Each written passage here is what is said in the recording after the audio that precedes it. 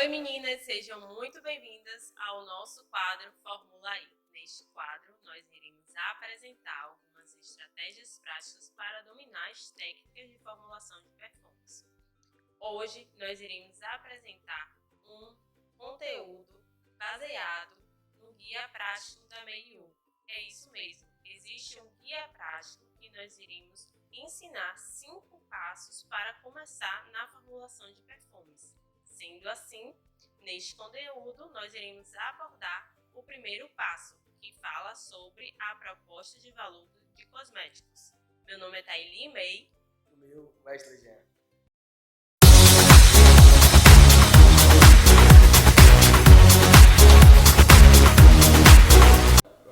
Hoje nós temos um vídeo muito interessante, muito bacana, tá? Porque damos o início a uma série, uma sequência de vídeos onde iremos tratar sobre um assunto um pouco mais técnico, um assunto que foi, diria, catalogado, que foi escrito, tá?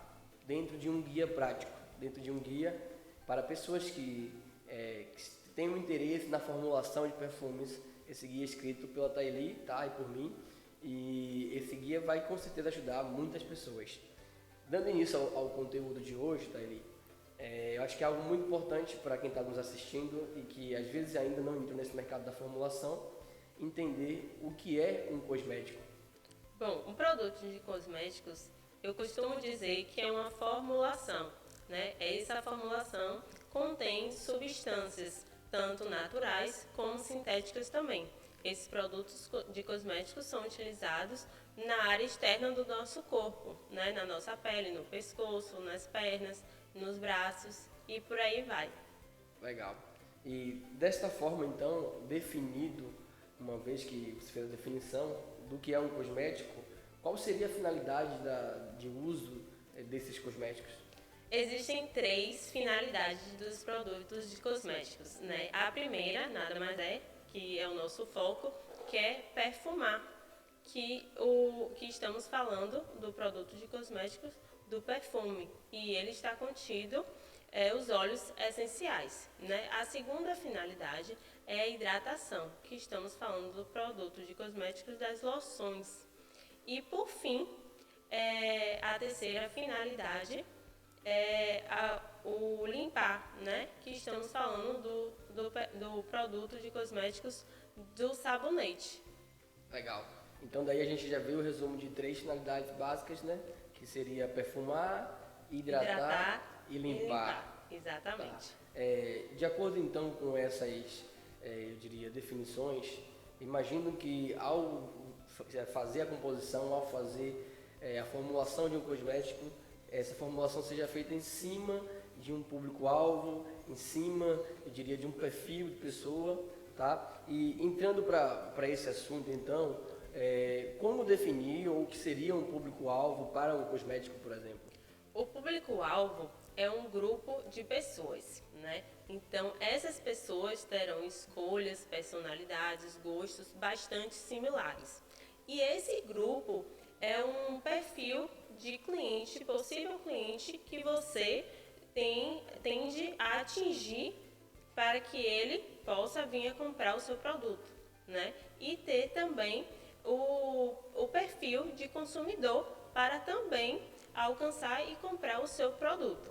Bacana.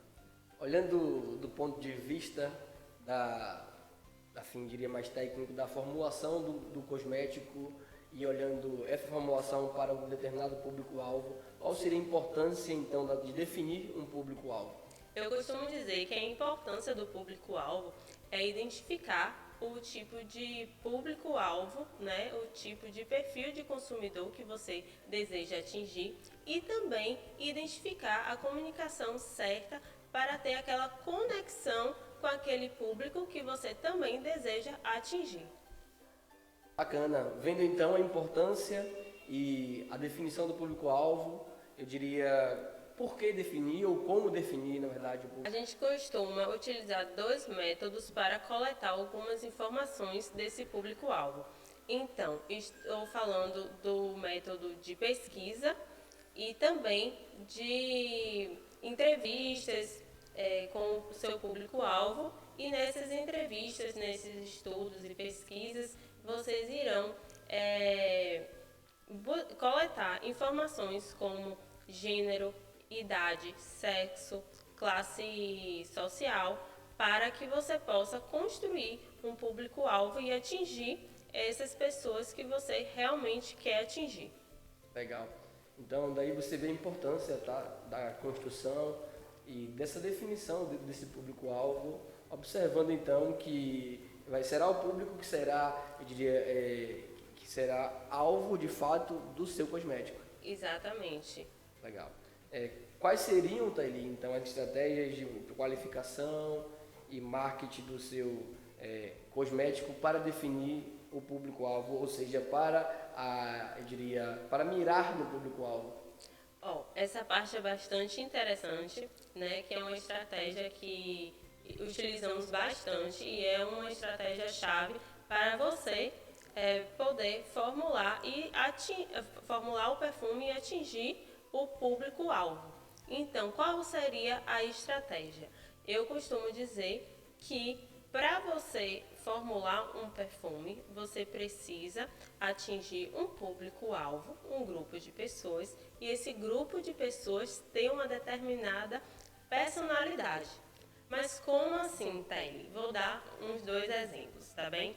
O primeiro exemplo são as fragrâncias doces. Essas fragrâncias doces tendem, tá, a atingir as pessoas que têm uma personalidade mais sonhadora, mais sensível.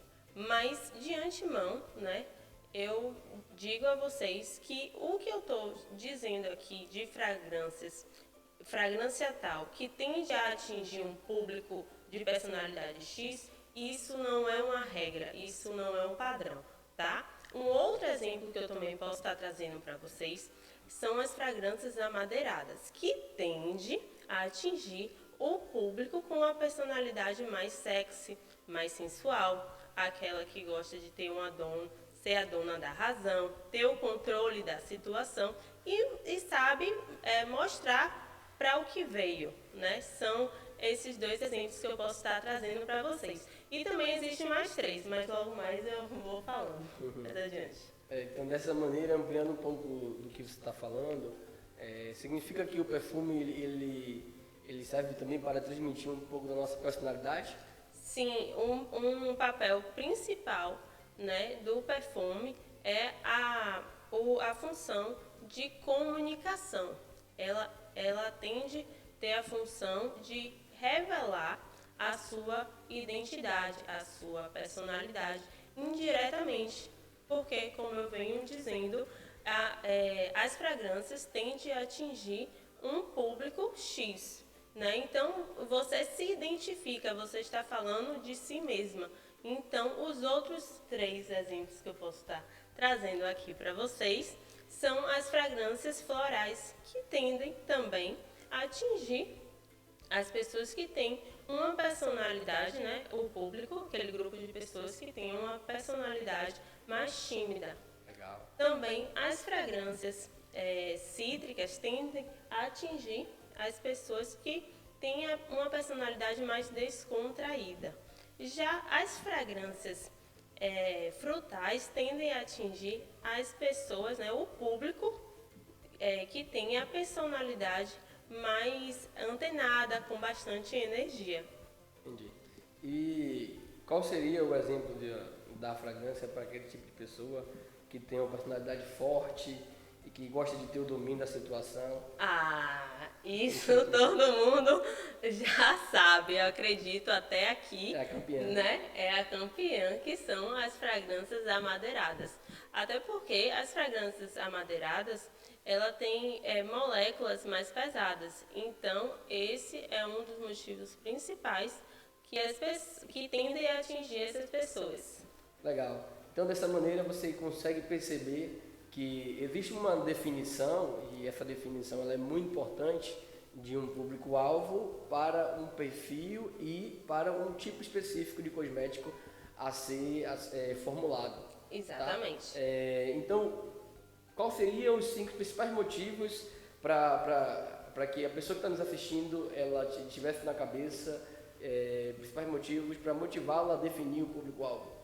Bom, o primeiro motivo, né, para que você possa construir um público-alvo, que você saiba atingir esse público, você precisa, primeiro, um dos motivos é criar campanhas efetivas para atingir esse público, tá? O segundo Rapidinho, ou seja, a necessidade de você criar o público-alvo vai te levar a criar campanhas mais efetivas para atingir, então, esse público definido. Exatamente. Legal.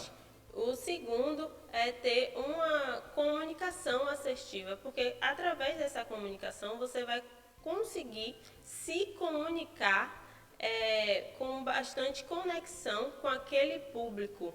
Então, esse é o segundo motivo que você deve definir o seu público-alvo. Legal.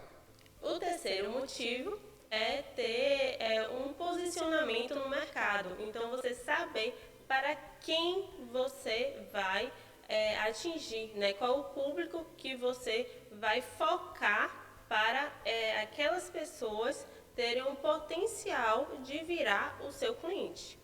O quarto motivo é ter um diferencial dos seus concorrentes, porque através desse público você vai criar estratégias para que você possa atingir aquele determinado público que você realmente quer. Tá. Esse daí já foi o quinto motivo e eu diria que talvez seja um dos mais importantes, porque no mercado hoje, quem não cria um cosmético com uma definição clara desse público a ser atingido, de fato pode tentar vender para todo mundo. Daí uma pessoa que é tímida, ela não vai tender a utilizar um cosmético amadeirado. Não vai tender a utilizar um cosmético de uma pessoa que gosta de ter o controle da situação. Sim, né? Exatamente, então, com certeza. Então, essas fragrâncias, né, como eu venho dizendo, e eu gosto muito de bater nessa tecla, ter essa estratégia, saber realmente qual é o público que você quer atingir. Porque com certeza o seu trabalho vai ser mais afetivo também. Positivo. Dessa maneira, qual seria a diferença então? A gente falou bastante sobre público-alvo, tá? E daí dentro desse público existe um perfil específico, que geralmente, comumente no mercado, é chamado de persona.